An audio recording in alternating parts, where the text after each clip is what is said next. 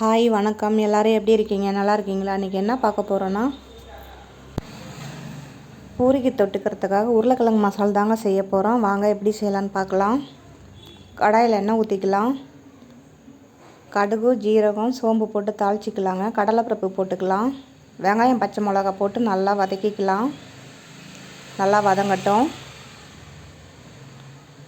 2 பல் பூண்டு தட்டி வச்சுருக்கேன், அதையும் போட்டு நல்லா வதக்கிக்கலாம். இப்போ தக்காளி சேர்த்துக்கலாங்க. ஒரு தக்காளி தான் பொடியாக கட் பண்ணி வச்சுருக்கேன். இப்போ இதையும் போட்டு நல்லா வதக்கிக்கலாம்.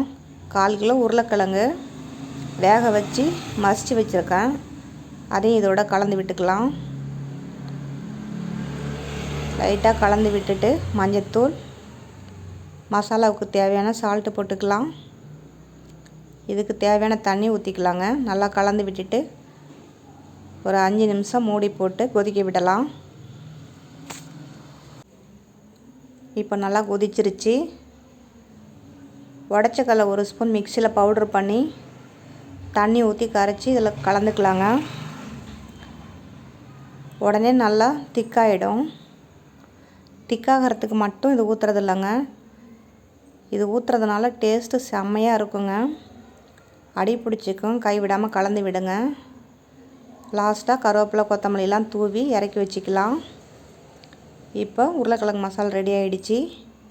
இப்போ பூரி செய்யலாம். வாங்க எப்படி செய்யலான்னு பார்க்கலாம். மாவு பிசைஞ்சு உருட்டி வச்சுருக்காங்க, சின்ன சின்ன உருண்டையாக. ஒவ்வொரு உருண்டைக்காக தனித்தனியாக மாவு போட்டு திரட்டினீங்கன்னா ரொம்ப நேரம் ஆகும்.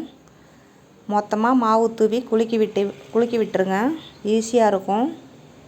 கட்டையில் பாருங்கள், ஒட்டவே இல்லை. மாவு பிசையும் போது ரொம்ப லூஸாக பிசையக்கூடாது. சப்பாத்திக்கு தான் அந்த மாதிரி லூஸாக பிசையணும். பூரிக்கு கொஞ்சம் கெட்டியாக தாங்க பிசையணும்.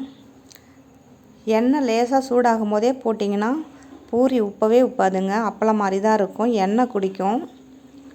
எண்ணெய் நல்லா கொதிக்கணும், நல்லா சூடாகணும். அப்போ தான் போட்ட உடனே அப்படியே பலூன் மாதிரி உப்பி வருங்க. இப்போ அடுத்த பூரி போடுறேன் பாருங்கள்.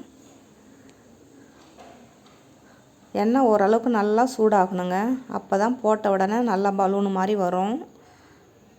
பாருங்கள் எப்படி உப்பிட்டு வருதுன்னு, பலூன் மாதிரி.